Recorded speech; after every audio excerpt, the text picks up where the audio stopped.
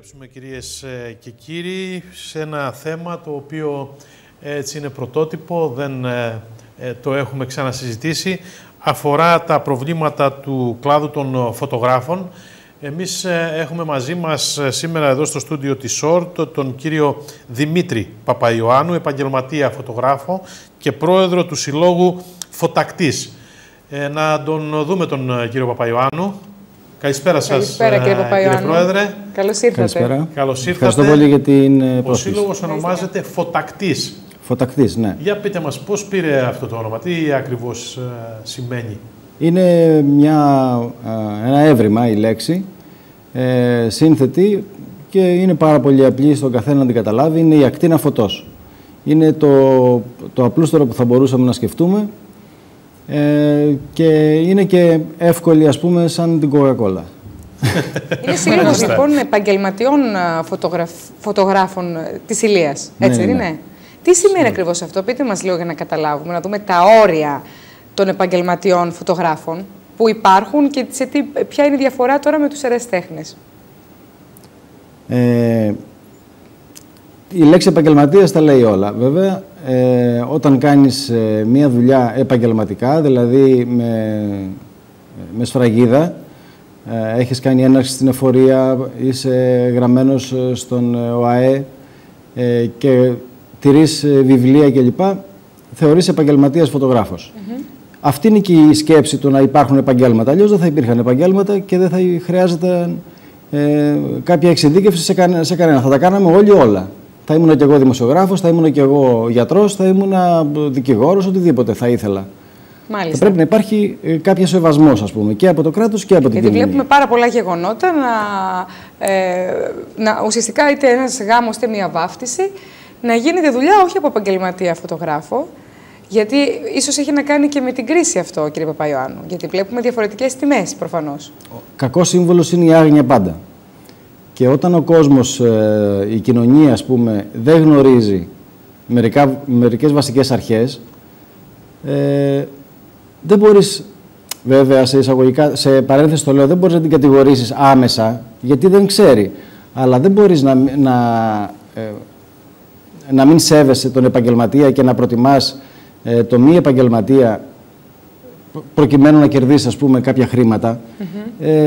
Δημιουργείς μια αριθμία στην αγορά, δημιουργείς μια αναστάτωση. Εγώ θέλω έτσι να το ξεκαθαρίσω λίγο στο μυαλό μου, γιατί πραγματικά ακόμα το έχω λίγο έτσι θολό.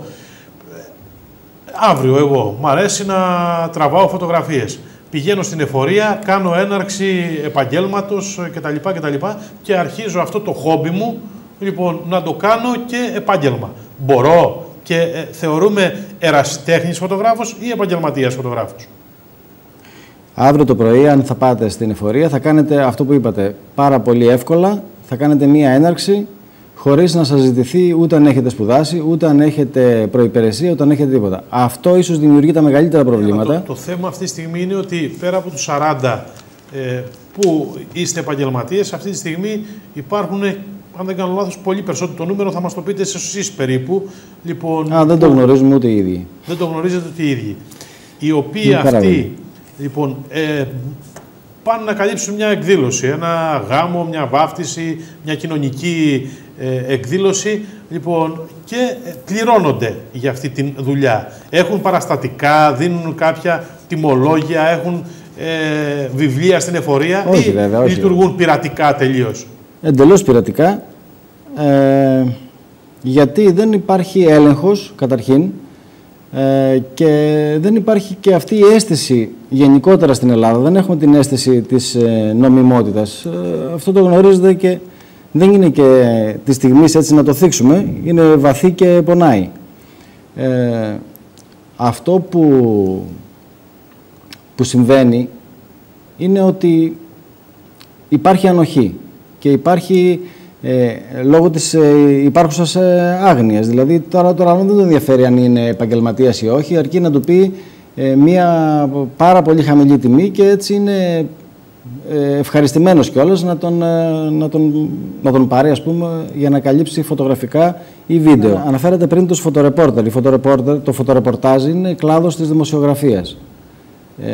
υπάρχει μια διαφορά με τους φωτογράφους.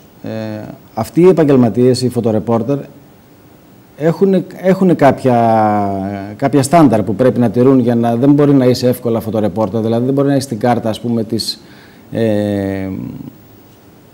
της ΕΦΕ, που είναι η Ένωση Φωτορεπόρτερ Ελλάδος. Αυτοί πιστεύω ότι μπορούν πιο εύκολα να διεκδικήσουν δικαιώματα τα οποία έχουν και σε αυτούς χαθεί.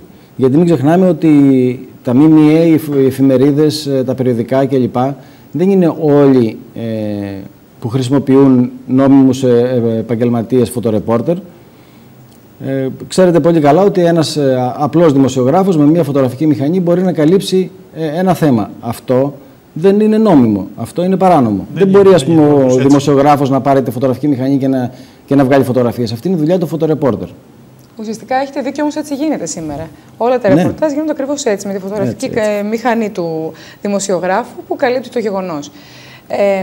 Εγώ ήθελα να ρωτήσω άλλο τώρα. Ένας ιδιώτης που πραγματικά θέλει να κρατήσει το γεγονός, θα πρέπει, αν θέλει να βρει λοιπόν επαγγελματία φωτογράφο, θα πρέπει να απευθυνθεί στο σύλλογό σας.